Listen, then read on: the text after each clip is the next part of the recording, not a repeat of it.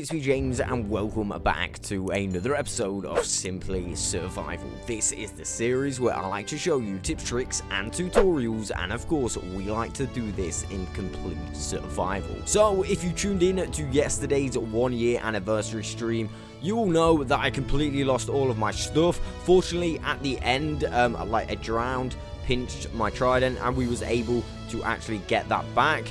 Of course, I've got a fishing farm over at my base, so I got myself a new boat as well. I am now on iron tools again, and actually, I managed to get my leggings back as well. I found a zombie in the nether that was wearing my leggings, so I was like, yes, I'm definitely taking those back. So, basically, we're back down to nothing. So, today, I'm going to be making a very simple villager breeder. Of course, I want to get my stuff back as fast as possible, and villagers are definitely the way to go. And this area, actually, it's got quite an important reason why I'm doing it here. Actually, underneath us right now is a zombie spawner. So yeah, because the glitch is still going on where if a zombie villager spawns out of a spawner, I'm going to make the most of that very quickly so I can get some really cheap stuff.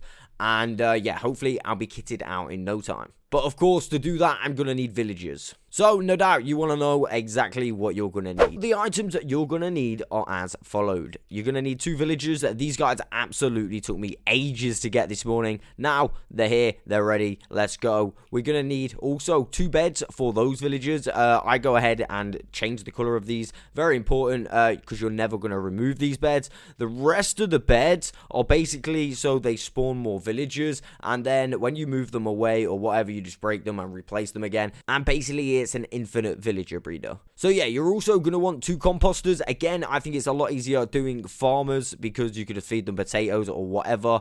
I mean, you could go and do any trades. It's completely up to you. Oak fences. Doesn't need to be oak, can be any wood. About 15 of those will do as well. 2 pieces of glass. You're going to need 2 buckets of water. 1 dispenser. This is for the flushing system, so none of our baby villagers get stuck. And of course, we want a button and probably a few blocks that they're going to help you out as well. And of course, all of these beds. Now, the amount of beds you've got here are the amount of villagers that are going to spawn. So, for example, I've got 1, 2, 3, 4, 5, 6, 7, 8, 9. So this thing will make 9 villager babies. And then as soon as I move them out of the way, away from the area, I'll break the beds, replace them, and then they'll carry on and it'll make another 9. And then I'll feed them some more. You know how it works. First step, what you're going to want to do is, of course, find your location where you're going to want to build this thing. And simply kind of dig out this shape like so. So you've got like a square, 1 left in the middle, and then like a little corridor here. We're also going to take it another one down like this so it's all even. And remove this back block here. That's very important. You can then go ahead and get your first bucket of water and put that there. This is just going to make sure everything flows down here. Of course, here you could set up a nether portal or just like a track or something, depending on where you want to take your villagers. I'm simply going to take them down there to this spawner. So yeah, I'm just going to leave it like this for now. Okay, so next step, what you're going to want to do is place 2 blocks like so. Then, well, we don't need to go in the chest, but we're going to want to go ahead and grab our glass. I'm going to place a piece of glass on the front like so, and a piece of glass on the back like so. I'm then going to go grab our composters. I don't know why I go in the chest every single time. Maybe I'm going to do that every time now. I don't know. Hopefully not. And you want to place your composters 1 each side like so. Right, now we want to go ahead, grab our fences and simply go around the edge with fences like so. And if you want it to come out on these edges like so, you're going to need 17 fences, just another couple of fences. Now, it's probably a good idea to actually remove that block and this block. And actually, for now, what I'm going to do is remove this composter and just place a block here just so I can get my villagers in. Alright, now I've built this little tunnel, so I'm free to go ahead and open this. And hopefully our villagers won't take too long to get in this little area here. And of course, if they do take ages, a nice little tip is to use some water. I mean, what you could do, you could totally lead 2 zombie villagers in there and kill them. That's probably the fastest way to do it, to be fair. Otherwise, like I said, use a bit of water. Should be okay. 1 down. Alright, this is it. Finally. Boom. Villager number 2. Of course, now I've got to replace this workstation. And remember, you've got 2 villagers in there, so before you actually go ahead and put that back, make sure you put a couple of blocks there, so there is no chance of them escaping. Also, all of that is going to be for nothing. Then, they should be trapped, so we're going to go ahead and do that, and that. Now, we can actually go ahead and place the 2 purple beds. I'm going to place one here, like so. And I'm also going to go on the other side and place the other one. It's got to be the same, right? There we go. Both beds placed in location. I have no idea what that parrot's doing. Okay, next job. Very quickly, we want to add the flushing system. So, I mean, of course, the parrot's in the way. We want to go ahead and go 1, 2, and on this one, we want to go ahead and put another one. It's going to make it a lot easier for you. Like so, and then another one there, and under there, we're going to place the dispenser facing downwards. So we're going to go like this.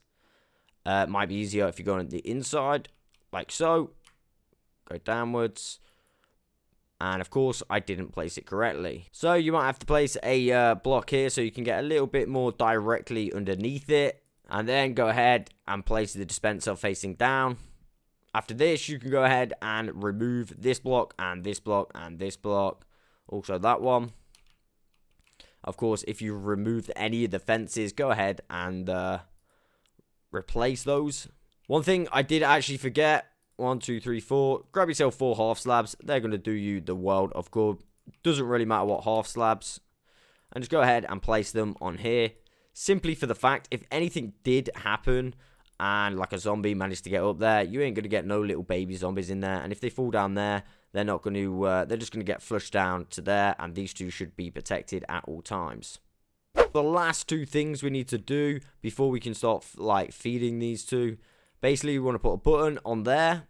And of course, throw our water in there. Probably set yourself up something like this, a few holder blocks, and of course we need to add these beds. I mean, you could easily add them all the way around, but I'm just going to simply add them here to make them look a little bit nicer.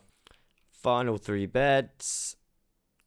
There we go. So I've got 9 beds, extra beds, and the 2 beds for those guys in the middle. So I would probably go ahead and add like a fence gate here, or just like some more fences. It's entirely up to you. I'm going to just put a fence gate. So, fortunately enough, I've got this little, like, vine here that I'm able to get up on. So, yeah, I'm just going to use that to get up until it breaks. But, yeah, probably handy to have, like, a little bit of a ladder somewhere or something, just so no zombies can get up here. And now all we're going to want to do is simply get, like, some potatoes or wheat or bread. And simply throw them down this hole like so. And basically, you'll know when they pick them up, because the head should start nodding a little bit. I think he picked them up.